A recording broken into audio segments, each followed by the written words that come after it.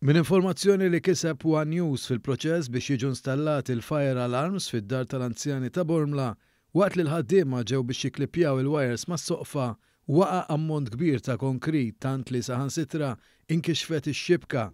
Dan l-istat mhux riżultat ta' nuqqas ta' manutenzjoni fl-aħħar snin, iżda minħabba li kif qed jirriżulta meta ttellet din il-binja taħt Gvern Nazzjonalista intuża konkos ta' kwalità inferjuri. Aktar kmieni din il-ġimgħa waqt il-programm Pjazza fuq One, il-Ministru għall-Anzjanità Attiva Joe Etienne Abela qal li minn rapport li sar jirriżulta li nstab konkrit li mhux ta' livell li suppost ikun fi struttura bħal din. Imma jekk xi ħadd jgħid li dan suppost is-saqaf, is-siment, il-konkrit tas-saqaf, suppost ikun si 30 mill-inqas. Sewwa. Si 30 għal jismana. Imma ġewwa din id-dar inti għandek areas ta' si 13 u si 11. Inferjuri ġifieri? Inferjuri ħafna. U jiddeterjora malajr. Ħafna. Dan ifisser li id-dar ħatqa imminenti?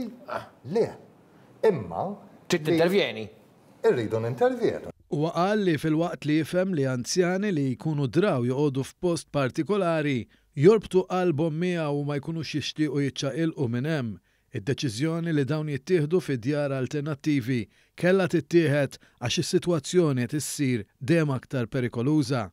Huwa kritika l-pożizzjoni tal-Oppożizzjoni Nazzjonalista li qed tipprova tistrumentalizza s-sitwazzjoni biex tipprova tirbaħ punti politiċi partiġjani. Aħna xejn għandna naġixxu. Xejn jaqa' saqaf u jordhom in-nies, xejn tinfaqgħu kanna tal-ilma jew ta' drenaġġ ġew iċ-ċaħat. Waqal li fl-aħħar snin saret manutenzjoni biex minkejja l-problemi strutturali l-anzjani ikollhom kwalità ta' ħajja aħjar. Dawn kienu jinkludu sistema ġdida ta' arja kkundizzjonata, lift u bdil ta' twieq u galleriji li kienu fi stat perikoluż. Madankollu issa wasal iż-żmien li jkun hemm bidla mill-qiegħ fl-interess tal-istess anzjani.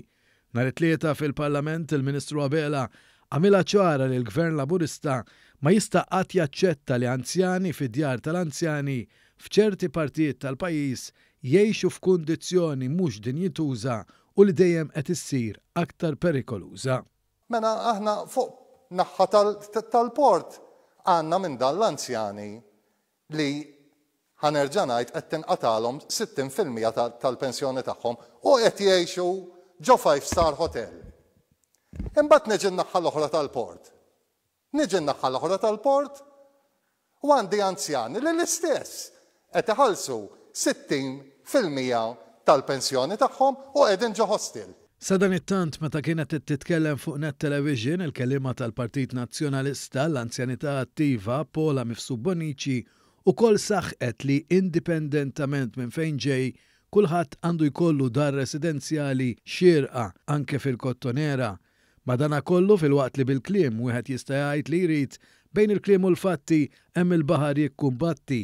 Se jkollu jkun il-Gvern Laburista li jieħu l-azzjoni meħtieġa biex ineħħi lill-anzjani mill-periklu li inħoloq minħabba li taħt Gvern tal-Partit Nazzjonalista intuża konkos ta' kwalità inferjuri. Eku ta' dak li kien seħħ ukoll meta nbena l-isptar Mater Dei.